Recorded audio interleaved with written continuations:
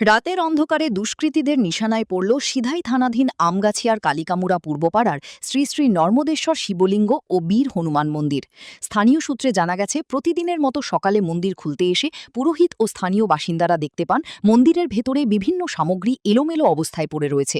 অভিযোগ, দুষ্কৃতীরা মন্দিরে ঢুকে ভাঙচুর চালানোর পাশাপাশি 4 ভরি ওজনের একটি রূপার চেন চুরি করে নিয়ে যায়। মন্দিরে হামলা এবং চুরির তথ্য সাংবাদিকদের সামনে তুলে ধরেন এক পূজারী। গোসাই মন্দিরে ওই যে খুল ভাঙছে আর কি ধরছে আর রূপার চেন আসলো, রূপার চেন নিচে এটা কোন কই আসলো এটা এটা রেক আসলো শিব মন্দিরে। আর এক রুকটি ভাঙছে না আর এক লোকটি এটা সভা শঙ্খ দেখছি পইরা রইছে এটি ভাঙছে নি না, শঙ্খ বুদ্ধ ভাঙছে না বুদ্ধ। শুধু শঙ্খটা হ্যাঁ, শুধুটা ভাঙছে, হুম। বড়টা না। তাহলে রূপার চেইন আসলে একটা লয়ে গেছে। এটা নিচে ঠিক আছে।